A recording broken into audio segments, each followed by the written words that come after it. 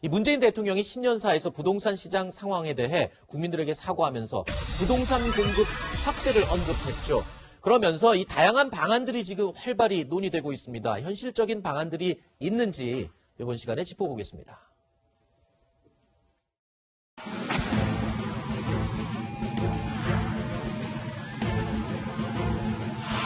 더 강력한 대책도 주머니 속에 많이 넣어두고 있다라는 말씀도 드립니다.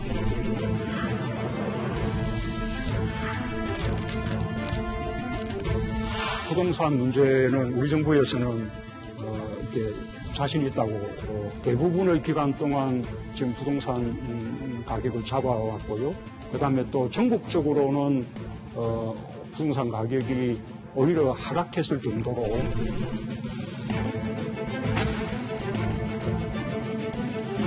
야감을 느낄 만큼 그런 급격한 가격 상승이 있었는데 그런 급격한 가격 상승들은 원상 회복되어야 한다고 생각합니다. 부동산 투기와의 전쟁에서 결코 지지 않을 것입니다.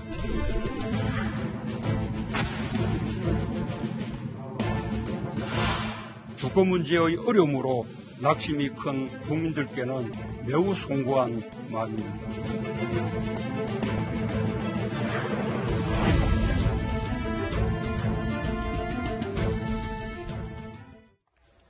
자, 이번 이야기는요, 김태원 변호사, 김성환 시사평론가, 그리고 이두화 변호사 세 분과 이야기 함께 나눠보겠습니다. 어서 오십시오. 네. 자, 방금 보신 것처럼 어제 문재인 대통령이 처음으로 부동산 문제에 대해서 사과를 했습니다. 그동안 자신 있다, 방법이 있다라고 했지만 부동산이 좀처럼 안정되지 않았는데, 자, 여당 지지율이 최저치를 찍자 공급 카드를 내놓고 사과한 것이다. 이렇게 분석하는 사람들도 있어요.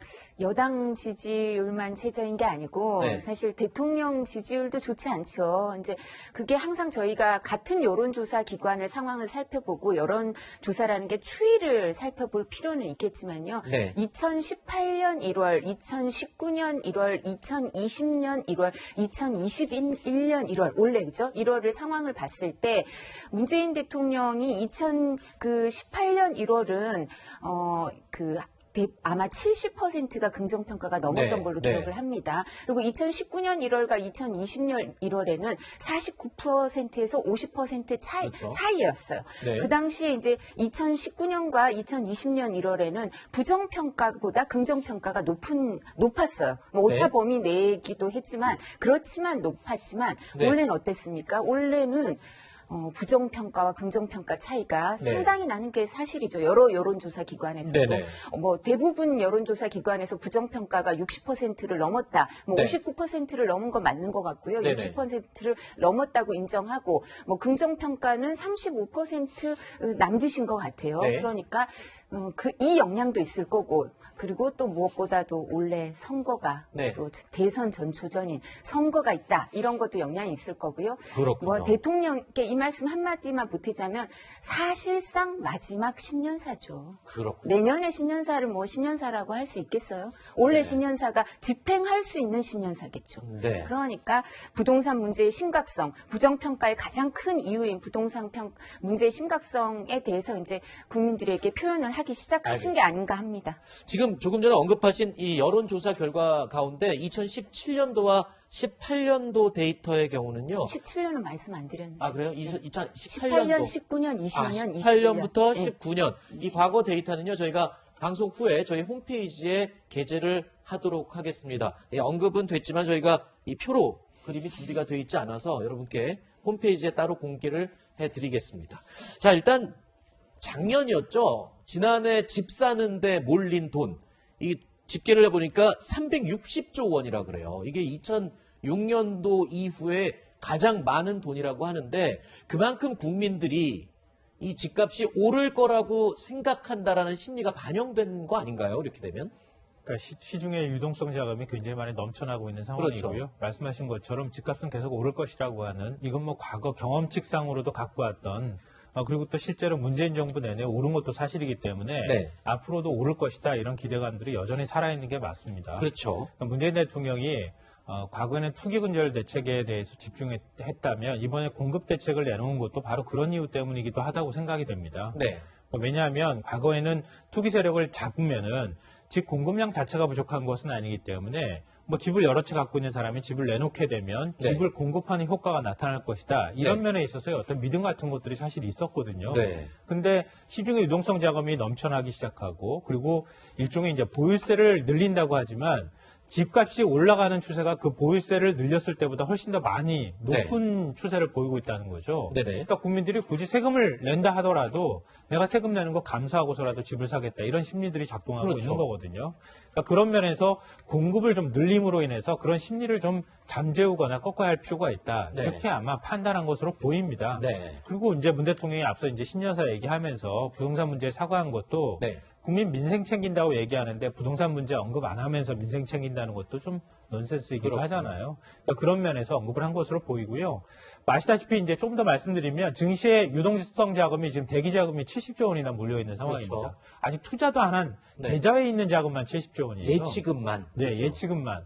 그럼 앞으로 부동산 시장에도 만만치 않은 돈이 다시 또 쏠릴 가능성이 있다는 거예요. 네. 그럴 경우에는 한번 불붙은 집값이 더 많이 올라갈 가능성이 있기 때문에 네.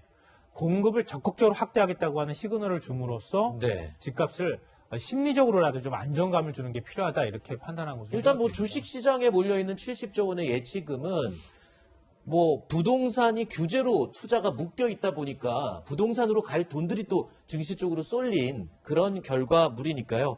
글쎄요, 이 부동산 공급과 함께 좀 완화, 양도세 완화라든가 뭐 이런 게 제도적으로 만약에 바뀐다면 그 돈들이 또 유동성이 어떻게 움직일지는 모를 일입니다.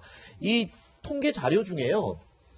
그 사용자, 그러니까 직접 이용하는 사람들이 그 데이터를 입력하는 데이터 자료가 있는데 이 데이터에 의하면 지금 전 세계에서 아파트 값이 가장 비싼 곳이 홍콩 다음에 우리나라다라는 결과가 나왔어요. 이게 뭐 공식 자료로 언급을 할 수는 없지만 그래도 통계가 공신력이 좀 어느 정도 활용하기에는 좀 많이 활용되는 데이터라고 그래요. 아니, 우리나라 집값 비싼 건 알았지만 홍콩 다음이다 그러면 이건 좀 심각한 것 같습니다. 김태현 변호사님. 얼마 전에 일부 보도니까 뭐 물가도 네. 전방안의 물가도 이제 뭐 거의 뭐 뉴욕만큼 비싸다는 얘기 있던데.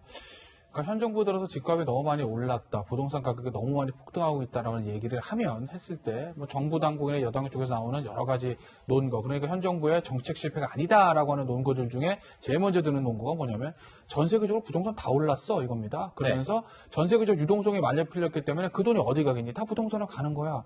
다 올랐어. 뉴욕, 홍콩, 런던, 도쿄 다 올라. 왜 서울 오른 것만 가지고 그래? 라고 얘기를 합니다. 그렇죠. 말씀하신 대로 전 세계적으로 유동성 과잉, 거기다 이제 코로나 사태 때문에 적극적으로 이제 재정 정책을 풀면서 돈이 풀리면서 갈 데 없는 게 주식시장, 부동산으로 가요. 네. 전세적으로 지금 자산 가격, 뭐 비트코인, 주식, 부동산까지 버블이 일어나는 건 사실입니다. 다만 우리가 서울의 부동산의 문제를 삼는 건 전 세계적으로 부동산 가격이 다 상승한 맞으나 그렇다 하더라도 서울의 부동산 상승률이 너무나 높다라는 거죠. 네. 다른 주요 도시가 완만하다면 우리는 너무 급격하게 올라가고 있다. 이건 결국 과잉 유동성 플러스 네. 이 정부의 정책 실패를 얘기 안 할 수가 없다라는 그런 비판들을 하는 거고 네. 결국 지금 4년 내내 그 얘기를 해왔습니다.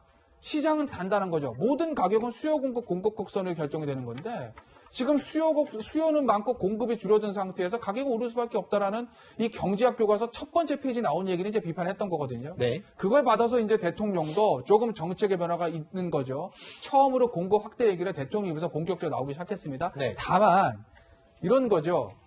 어차피 지금 내일부터 자 대통령이 말씀하셨으니까 아파트를 짓도록 하자라고 해도 현 정부 내에서 아파트 다 못 짓습니다. 이게 무슨 뭐 아파트가 뚝딱뚝딱 할 수 있는 것도 아니고 네. 결국 다음 정부에서 공급의 확대 열매를 따겠죠.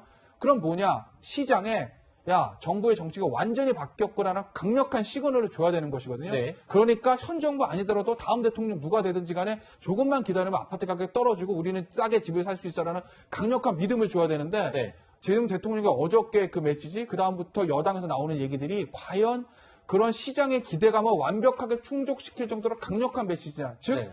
이제까지 해오던 정부 정치가 완전히 뒤집어서 이제는 이제 수요 억제가 다 완벽한 공급 확대로 가겠어.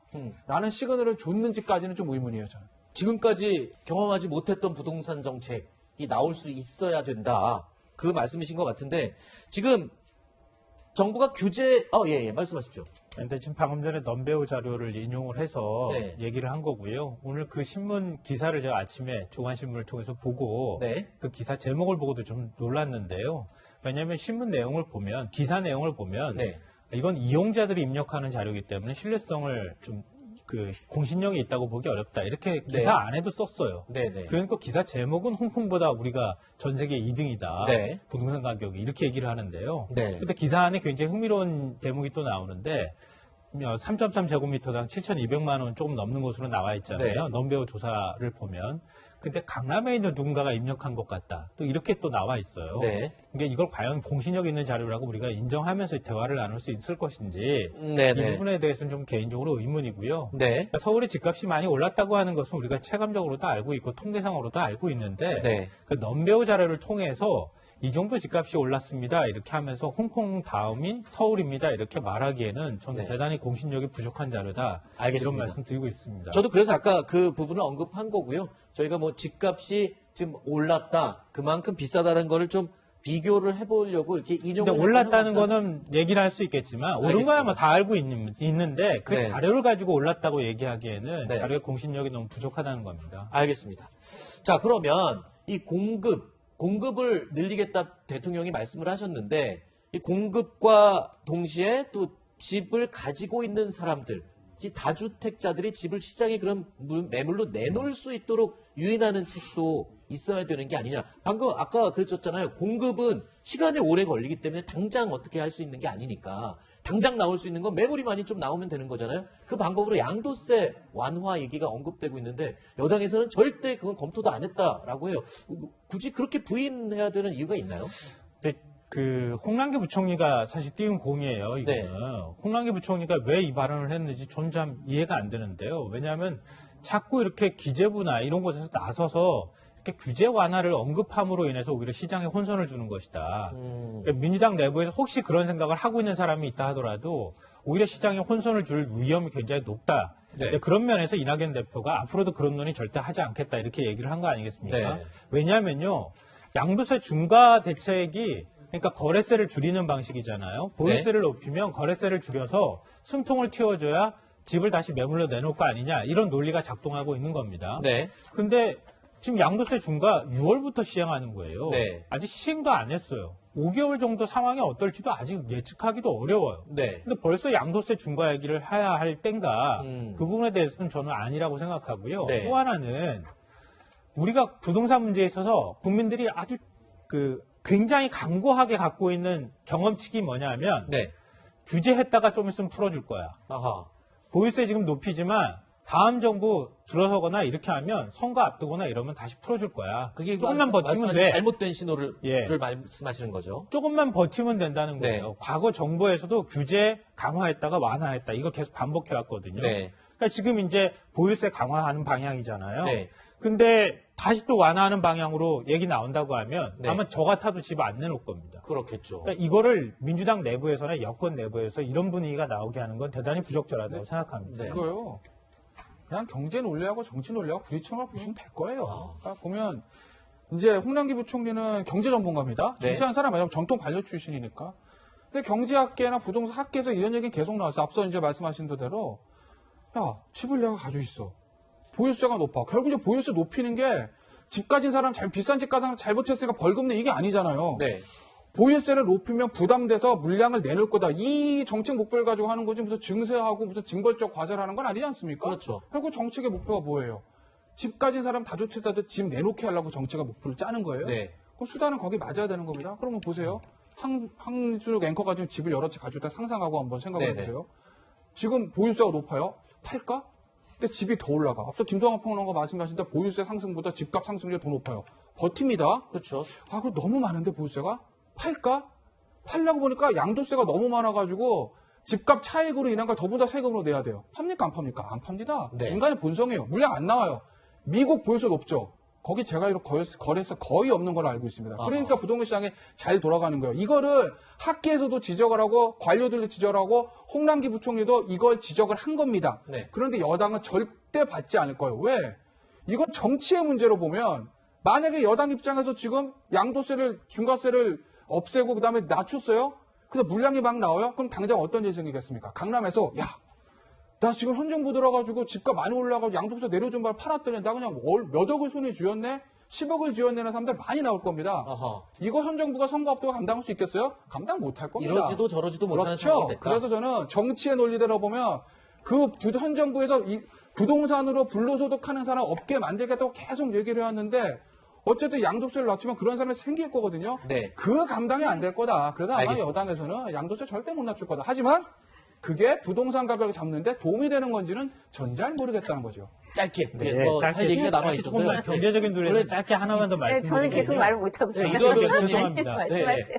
짧게 경제적인 논리로 말씀드리면요. 우리가 미국이나 이런 곳은 집을 투기 대상으로 바라보지 않는 거예요. 네. 사는 대상으로 보는 거예요. 우리 자꾸 투기의 대상으로 보는 거죠. 네. 집값이 오르고 난 다음에 시세 차익을 자꾸 기대합니다. 네. 근데 양도세로 시세 차익을 거두면 네. 집은 투기 대상이 아닌 것으로 사회적 인식이 바뀌어갈 가능성이 있는 거예요. 네. 그러니까 지금 단순히 집을 내놓는 것에 관한 문제가 아니라 네. 집을 사서 집으로 이익을 얻게 만드는 방식을 없애기 위해서는 양도세를 중과하는 것 외에는 사실상 방법이 없어요. 집으로 돈을 버는 게 잘못된 건가요? 아니, 그러니까 재테크 집을 하는 게? 투자할 수는 있겠지만 네. 그걸 원천적으로 뭐 차단하고 그런 문제가 아니라 네. 우리가 그동안에 강고하게 한 반세기 동안 집을 투기 대상으로 인식하기 시작해왔고 네. 그것에 대한 믿음이 아직 갖고 있잖아요.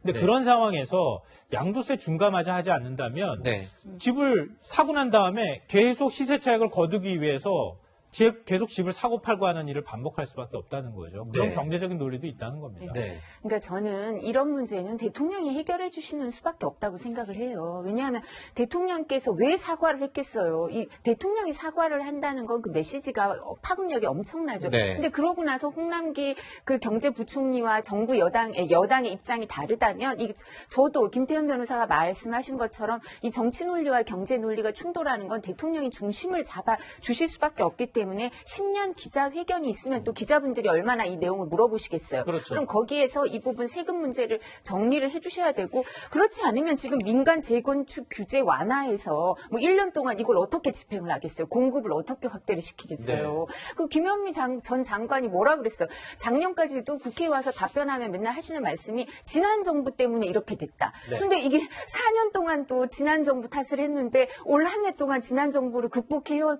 공급 그 대책을 내놔서 올해 한 해에 다 집행이 되겠어요? 그러니까 실질적인 거는 저도 세금 문제라고 생각을 하고요. 네. 기자회견 때 대통령께서 정리를 좀 해주시기를 바랍니다. 알겠습니다. 자, 그런가 하면 지금 이낙연 지금 대표의 발언이 또 논란이 되고 있습니다. 이익 공유제 이런 제안을 했는데요. 들어보시죠. 코로나 양극화를 막아야만 사회 경제적 통합이 이루어질 수 있습니다. 코로나로 많은 이득을 얻는 계층이나 업종이 코로나 이익의 일부를 사회에 기여해 피해가 큰 쪽을 돕는 다양한 방식을 우리 사회도 논의할 만하다고 생각합니다.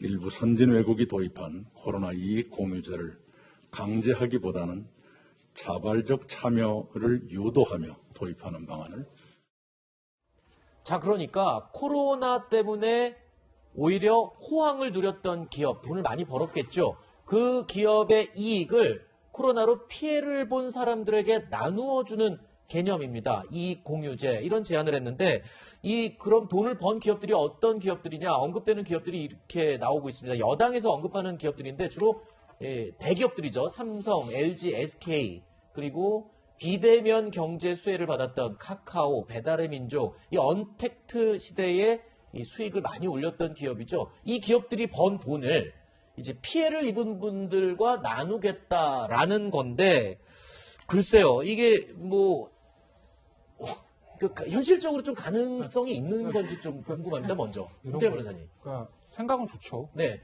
좋은 개념이에요, 이거는. 코로나로 통해 가지고 사회 네. 양극화가 벌어지고 확실히 실제로 좀 그렇지 않습니까? 뭐 자영업자들 굉장히 안 되시는 분이 있는데 앞서 보는 거죠. 왜냐 음식점만 해도 그렇잖아요. 지금 우리가 저 식당에서 5인 이상 못 모이니까 자영업자들은 식당 하시는 분 다 수입 줄었다고 그럽니다. 그거 당연하죠. 네.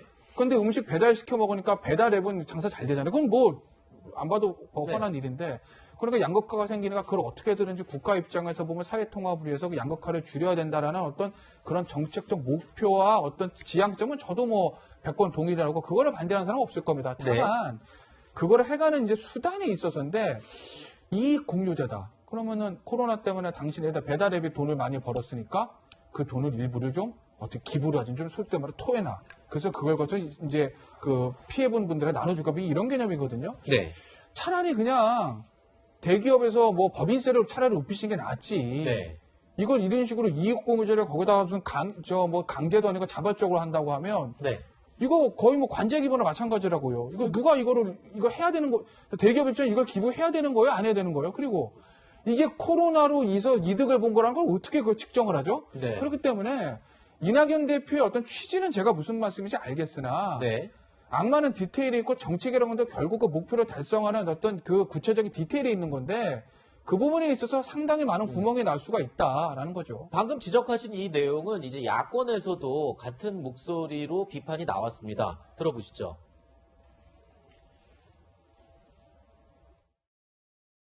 기술적으로 쉽지 않을 거라고 보고 있습니다. 아니, 누가 코로나 때문에 어떻게 덕을 받는지를 측정하고 계산하고 하는 것 자체가 어려운 일 아닙니까?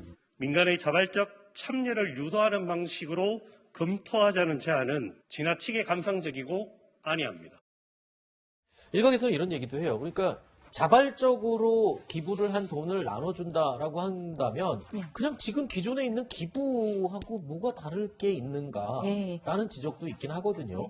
그리고 지금 그 코로나로 이익을 얻은 기업에 대해서 구체적인 언급이 나오죠. 어느 기업이라고 네. 얘기도 나오고 있는데 사실 이런 부분은 지금 코로나로 손해를 본 사람들, 그분들 중에서도 정부의 방침에 따라서 영업권이 제한됐던 분들이 있죠. 네. 그분들이 이제 지금 손실을 보상해달라 그러는데 기본권을 제한하면 법률로 해줘야 되고 또 영업 이런 기본권에 대해서는 손실 보상을 해줘야 돼. 그건 국가가 해줘야 되는 거예요. 네. 그리고 그때 이제 임대료 뭐 착한 임대료 그러면서 임대인들이 뭐 멈춰야 줘야 된다. 그것도 다 모든 거를 제가 말씀드린 것처럼 기본권을 제한해주면 제한하는 경우에 국가가 손실을 보상해줘야 되는 거지. 저는 이런 거를 왜 국가가 전부 다 기업들한테 떠넘기는 것처럼 보여요. 근데 네. 지금 그 구체적인 문제점도 말씀하셨잖아요. 그러니까 이런 건 법률 원칙이에요. 손실 보상을 해줘야 된다. 기본권 제한하면. 네. 근데 이건 그러니까 모두가 승복할 수 있는 게 맞죠. 네. 근데 코로나 이익 공유제 근데 이거를 측정을 할 때 좀 전에 김 변호사님 말씀하신 것처럼 야당에서 주장하는 것처럼 어떻게 계산할 거냐. 그리고 이 기업들이 지금은 코로나로 이득을 얻었지만 기업의 목적은 영속기업이니까 투자도 하고 네. 이게 보유금도 이익을 있어야 돼. 창출하고. 이래야 네. 되죠. 근데 내년엔 어려우면 그건 어떡할 거예요? 원래 기부하고 나서. 네. 그럼 그건 누가 어떻게 줄 거예요? 그러니까 이런 계산이 복잡할 수밖에 없어서 네. 이런 부분을 국가가 우선 할 걸 하고요. 네. 그 다음에 이런 이익공유제나 이런 얘기도 뭐 자발적으로 얘기를 할 수 있겠지만 우리나라처럼 인허가나 모든 IT 기업도 얼마나 정부한테 인허가가 관련 부분이 매여 있는 부분이 많은데요. 이렇게 할 때는 야당 일각의 표현처럼 팔 비틀기 그리고 강제하는 것처럼 보일 여지도 있죠. 네. 그렇기 때문에 신중할 필요가 있다고 생각합니다. 이낙연 대표가 연초에 사면론 들고 나왔다가 여당 내부에서도 반발이 있었고 국민 여론이 안 좋으니까 다시 또 이렇게 슥 뺐습니다, 한 발. 근데 이것도 또 한 번 이렇게 운을 띄웠다가 지금 이렇게 비판이나 좀 여론이 안 좋으면 다시 또 슬그머니 집어넣게 될까요? 이낙연 네. 대표가 요즘 여러 번 이렇게 간을 보는 듯한 느낌이 들어요. 사면론에 대해서 슬그머니 뭐 발을 뺀 건 아닐 것 같고요. 네. 본인은 계속 그거에 대한 철학을 갖고 있다 이렇게 얘기를 하고 있기 때문에 네. 당 차원에서는 지금은 때가 아니다 뭐 이렇게 정리가 된 것 같고요. 저는 이익공유제가 나오자마자 이렇게까지 거세게 비판해야 할 이유가 뭔지 좀 개인적으로 잘 모르겠어요. 아, 취지가 좋기 때문에 뭐 네. 취지가 좋고 아니고를 떠나서 네. 우리 사회 현실은 뭐 앞서도 다 얘기 나왔던 것처럼 코로나19라고 하는 진짜 미중유의 사태가 벌어졌고 네. 그리고 국민들 사이에서 그 미중유 사태로 인해서 오히려 더 변화의 혁신의 속도가 빨라지면서 이익이 커진 곳도 있고 또 그 반대로 굉장히 큰 손해를 보거나 아니면 네. 불이익을 당하는 그런 곳들이 생겨난 건 틀림없는 사실이거든요. 네. 그럼 불평등을 어떻게 해소를 할 것이냐 이런 부분에 대한 사회적 논의를 모아가는 과정은 저는 필요하다고 생각해요. 네. 이익공유제에 대해서 구체적인 사항이 아직도 제시되지는 않았거든요. 그렇죠. 그러니까 지금 당 정책위하고 그다음에 민주연구원이 같이 TF 만들어서 구체적인 제안을 하겠다고 얘기하는 상황에서 네. 이익을 공유한다는 그 단어 하나로 우리가 이렇게까지 예민하게 반응해야 할 이유는 저는 없다고 생각합니다. 알겠습니다. 그러니까 기업들도 그렇고 우리 사회에서 함께 뭐 지금 정의당에서 특별 재난 그 연대세를 만들자 이렇게 얘기를 하는 것처럼 네. 국가가 이럴 때는 좀 적극적으로 재정 역할을 해주고 네. 그리고 재정 역할 해주는 것에 따라서 재정 부담이 커지잖아요. 네. 그러면 사회적으로 이익을 좀 더 많이 거둔 곳에서는 세금 조금 더 많이 내고 네. 그리고 또 수혜를 받은 쪽에서도 내가 이번에는 어려울 때 도움을 받았으니 조금만 더 세금 더 내자. 네. 이런 사회적 공감대가 만들어질 수 있다고 하면 네. 뭐 이익공유제라고 굳이 얘기하지 않는다 하더라도 그렇죠. 우리 사회가 전반적으로 공동체 의식이 좀 더 높아지지 않을까 생각합니다. 알겠습니다. 지금 이 코로나는 전 세계가 함께 겪고 있는 고통이죠. 그래서 유럽 국가들 그리고 남미 국가들에서는 부유세, 부자들의 돈에 재산에 조금 더 무거운 세금을 매기는 부유세가 적극적으로 검토되고 논의되고 있다고 합니다. 우리나라도 뭐 부유세와 관련된 이야기가 혹시 나올 수도 있지 않을까 이런 생각이 드네요.